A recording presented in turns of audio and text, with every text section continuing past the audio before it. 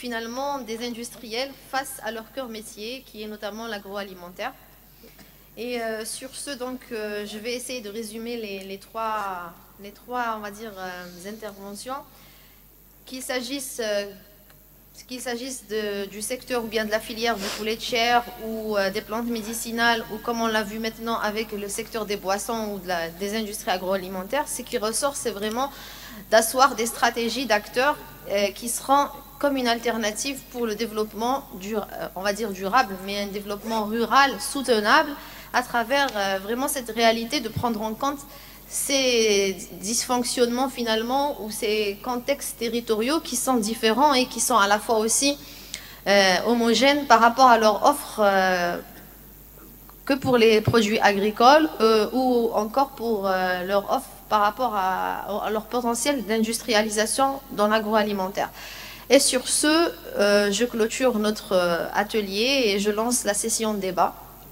Donc c'est à vous, nous avons, on va dire, 5 bonnes minutes pour écouter vos réflexions, commentaires ou encore questionnements.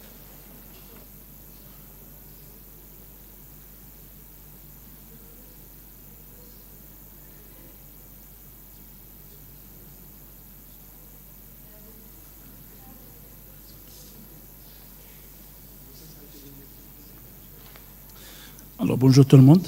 Tout d'abord, je vous remercie pour toutes ces communications. Donc je vais être bref, vu le temps. Donc ma première question sur les plantes médicinales. Donc là, vous avez évoqué les principaux facteurs en fait, qui dégradent ces plantes médicinales. Et là, vous avez évoqué plusieurs points. Donc commençons par surtout la sécheresse, la perturbation de la pluviométrie, c'est-à-dire les faibles précipitations.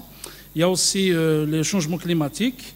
Mais je pense le facteur le plus important dans tout ça, c'est les actions anthropiques. Vous l'avez très bien évoqué à la fin de votre intervention, c'est-à-dire les actions humaines. Vous avez cité l'exemple de thym, Za'atar. Effectivement, donc on a remarqué, notamment ces derniers temps, il y a cette, je dirais, récolte abusive, donc notamment sur quelques régions autrefois réputées comme étant des régions qui sont très connues par ces plantes. Prenons l'exemple des massifs, les massifs montagneux des Babors, donc la région de sud de Sétif, etc. Mais actuellement, on peut remarquer qu'il y a, enfin, c'est pas la disparition, mais si on continue comme ça, donc du jour au lendemain, il y aura la disparition de cette plante, donc bénéfique pour toutes et tous.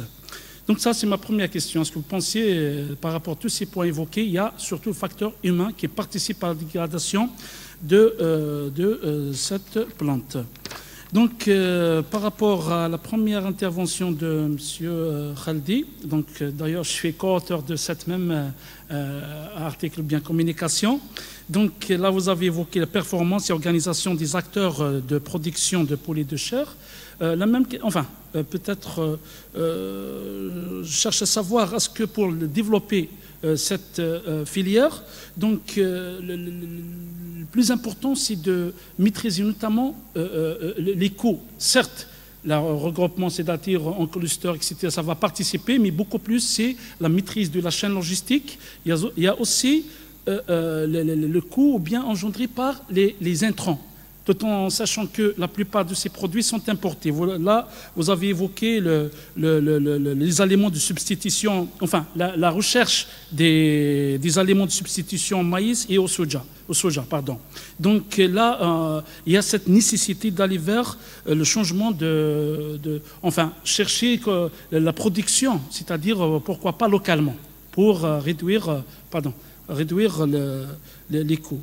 En même temps, il y a un autre point important, et il est important aussi de définir un cadre institutionnel et réglementaire pour mieux organiser cette filière. Donc voilà, j'ai demandé juste s'il y a possibilité un éclaircissement par rapport à ce point. Je vous remercie. Merci. On prendra 2 autres questions. J'espère qu'il y aura 2 autres questions.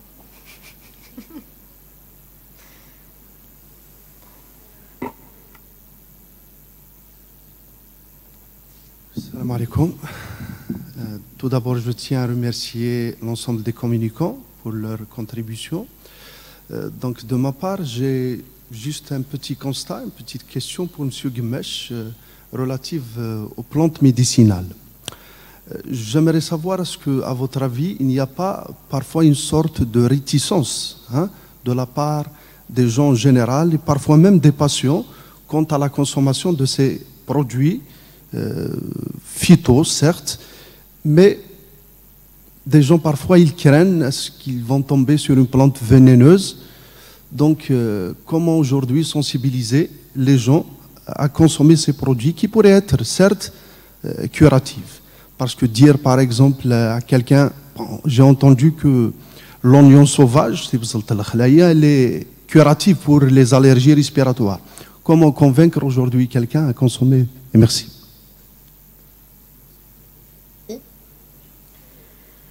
Une autre question?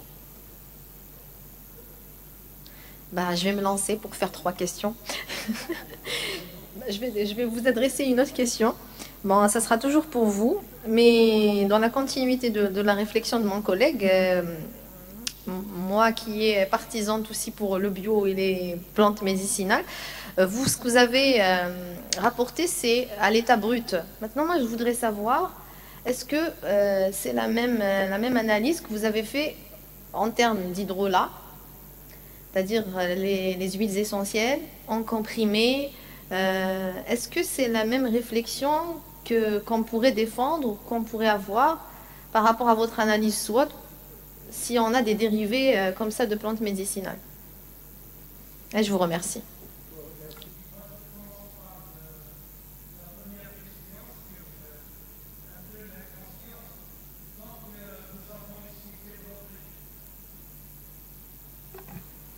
Ici, c'est tout un chapitre sur les plans, sur la sensibilisation, nous avons alarmé, et j'ai mon co-auteur Fodil Khaled, il est président d'une association écologique Oxygène, c'est un militant écologique.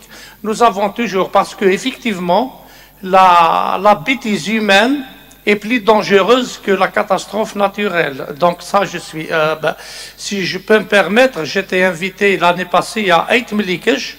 C'est un patrimoine naturel au niveau de Tezmelt. Certainement, il y a des gens qui connaissent. J'ai vu avec mes yeux des espèces endémiques, des espèces rares. J'ai vu aussi des gens vendre, c'était au mois de juin, vendre plusieurs espèces. Quand j'ai parlé avec eux, ils ont dit qu'on ne savait pas. Ça veut dire qu'il y a un manque de sensibilisation. Il y a un manque, c'est tout le monde qui est responsable quelque part. Il y a un manque d'encadrement, il y a un manque de culture écologique. Et le plus grave, la disparition d'une plante, il peut faire la disparition d'autres espèces, peut-être animales. Donc c'est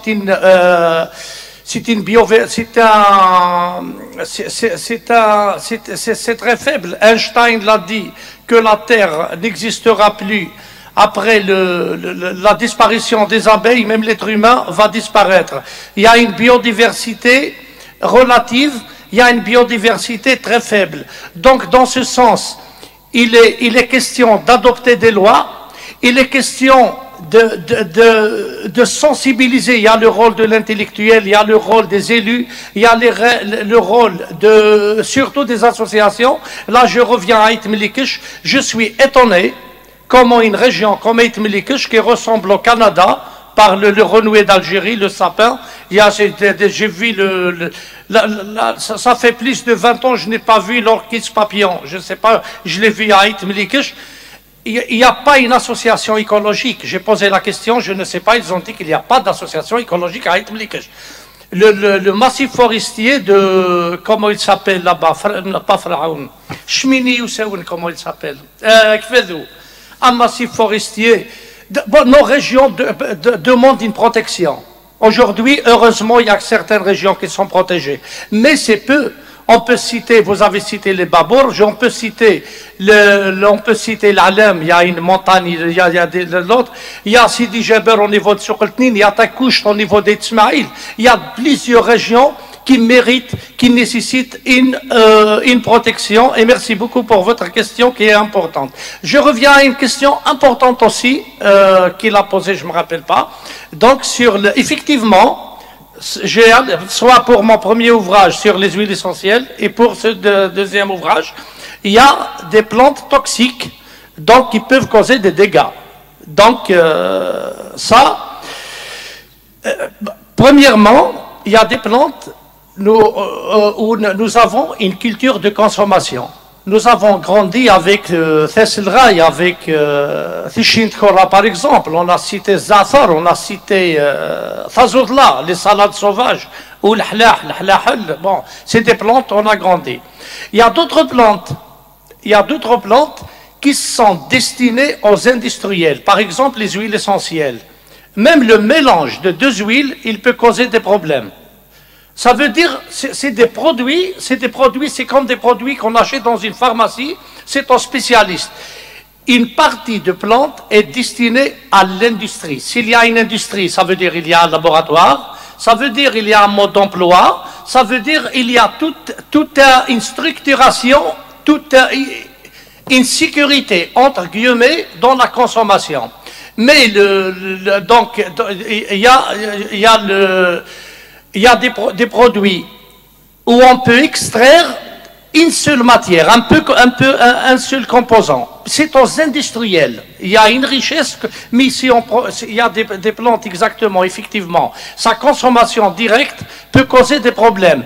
Mais industriellement parlant, on peut fabriquer des pommades, on ne peut pas fabriquer des médicaments. Si aujourd'hui, par exemple, on fabrique des anticorps à base de l'autre, comment ça s'appelle, du serpent. J'ai perdu le mot en français, voilà. On ne va pas manger le venin, merci. Si on produit des anticorps à base de venin de serpent, on ne peut pas manger un serpent. C'est le même principe pour quelques plantes. Donc, pour votre question, si j'ai bien compris, donc une analyse SWOT. Il y a des produits, bon, la transformation, c'est le résultat de ma thèse de doctorat. Les produits de terroirs algériens ne peuvent être exportés qu'en vrac. C'est par rapport à non, ils ne correspondent pas aux normes des cahiers de charges européens. Je ne parle pas d'Afrique, on peut exporter au Burkina Faso facilement, ou bien au Niger, mais l'évolution de la consommation en Europe, ils ne correspondent pas. Donc, il y a des opportunités, il y a de vente de la matière première, de produits non transformés. En attendant, ça, c'est comme une mesure qui permet une exportation, un dynamisme, qui permet un dynamisme. Avant de structurer le marché, parce que la dernière chose à l'emballage, on ne peut pas le présenter, donc il y a des cahiers de charges stricts. Pour votre question, il y a des produits à consommation directe. Il y a des produits, par exemple, comme aujourd'hui le Rwanda. On ne parle pas des grandes nations. Le Rwanda est un grand pays exportateur de feuilles d'eucalyptus. On fabrique des dentifrices, des produits qui sont excellents pour la gencive, qui évitent même les maladies, les cancers de gencive. Donc, même les pays d'Afrique, ils ont trouvé cette piste pour exporter. Il y a d'autres produits qu'on peut transformer, comme l'Obipine, l'Izmim. Il y a des produits déjà en France, il y a de l'industrie bio. Il y a l'avantage de l'Algérie, il y a plusieurs produits qui peuvent être développés. Je vous remercie. C'est à moi de vous remercier. Donc on donne la parole à M. Guemesh pour y répondre. Donc, bonjour. Il y a une question, en même temps des explications, mais la question, c'est que le développement d'une filière, pour développer une filière, il suffit de maîtriser les coûts et la chaîne logistique. Oui, c'est vrai, si on veut développer, on peut essayer de maîtriser les coûts, mais on essaye aussi de les réduire. Pour être compétitif, c'est la réduction des coûts. L'objectif, lorsqu'il y a un regroupement géographique sous forme d'un pôle de compétitivité ou d'un cluster ou d'un district industriel en Italie, c'est parce qu'ils ont remarqué que ce regroupement de différents acteurs, il conduit à la réduction des coûts. Ils essayent le maximum de réduire les coûts grâce à la compétition. Lorsqu'il y a une compétition et en même temps une coopération. Donc les acteurs qui produisent le même produit et ils sont situés dans le même lieu géographique, il y a une compétition tout d'abord afin de réduire le coût. Chacun il essaie de réduire les coûts. En même temps, ils coopèrent dans des projets d'innovation, de recherche et de développement. Donc ils coopèrent et en même temps, il y a la compétition. Mais lorsqu'on regarde le secteur de production de poulet de chair, d'ailleurs, sa nature, c'est un secteur qui est très sensible. Est-ce qu'on peut vraiment maîtriser la chaîne de production? Déjà, le transport du poulet de chair, lorsqu'on le transporte une longue durée, il y a un choc thermique pour le poulet de chair et ça va causer sa mortalité. Ça va réduire, durant le trajet, il peut réduire le poids. Il va se déshydrater, surtout dans les périodes chaudes. Donc déjà, sa nature impose que les producteurs, les transformateurs se rapprochent pour gagner déjà les coûts de transport. Dans le poulet, si on n'arrive pas à réduire le coût de l'aliment qui est fixé, qui est actuellement subventionné, on essaye de réduire d'autres coûts, d'autres charges, comme le transport. On essaye de créer des innovations, d'autres innovations pour réduire le coût. Ça, c'est en étant proche.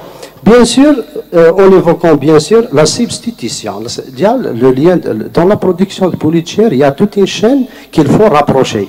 Parmi cette chaîne, vous avez évoqué l'aliment, les aliments de substitution, parce qu'on dépend de l'importation de l'aliment en premier et des médicaments aussi. Il y a certains médicaments qui sont produits en Algérie, mais d'autres, ils sont importés. Donc, il faut rapprocher cette filière. Il faut créer. D'ailleurs, les années 80, durant les années 90, on importe les œufs à couver cher. Donc, on importe des œufs pour qu'ils accouvent un poulet de chair. Mais actuellement, on a rapproché, on a importé, on importe des œufs de reproduction chère. Donc, ce sera des œufs qui vont donner des poules, et ces poules, ils vont donner des œufs pour le chair. Donc, on a rapproché un petit peu cette filière.